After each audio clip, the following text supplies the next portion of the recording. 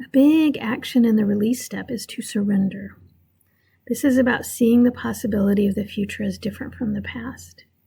It is about realizing that life has brought you wonderful gifts, even through trauma.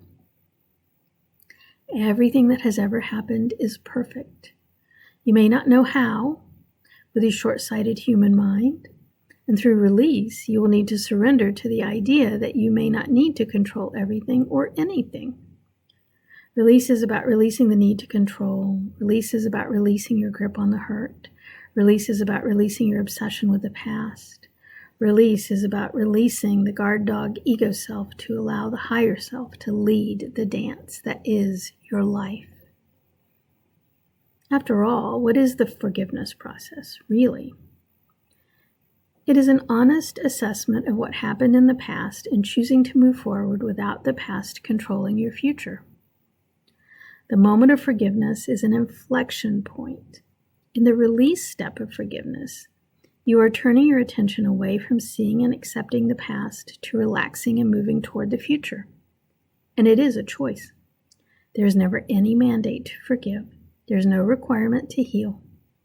But I have found in conversation with the higher self that if you choose to ignore your lessons in this life, your soul might want to live another life to try the lesson over again. If you've gotten this far through seeing and accepting, it might be eternally beneficial to keep going with releasing. Teri came to her QHHT session to resolve some physical issues. They were many of the typical aches and pains for someone in their 50s. She was struggling with menopause symptoms and having gallbladder issues. And she wanted some advice about how to best help her elderly parents. After a tough divorce, she had moved in with her parents about 10 years prior. She had stayed with them and now found herself as a primary caregiver for both of them, and they were in the position of needing full-time care. The hard part for Teri was that her parents had been big partiers in their youth. She had several experiences of neglect as a young child. She had experienced days with no food in the house, days with no parents in the house when she was 5 years old.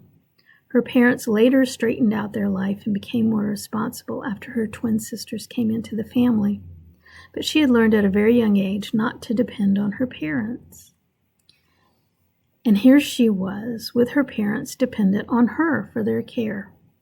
She was bitter, very bitter. The higher self shared that Teri needs to realize how she affects other people.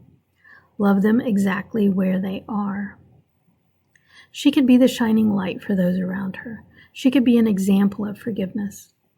The higher self told Teri that she could be the healer. I think that's what a healer is.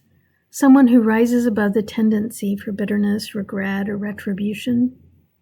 Teri found out that she could be a healer. The higher self told her that as she moved into forgiveness and release of the past, her bitterness would resolve and her gallbladder issue would be gone and her hormones would return to balance. Her holding on to her bitterness was only hurting her. All forgiveness is about you healing yourself. You cannot change the past, but you can change the effect that the past has on you. Forgiveness is about you healing yourself for your sake.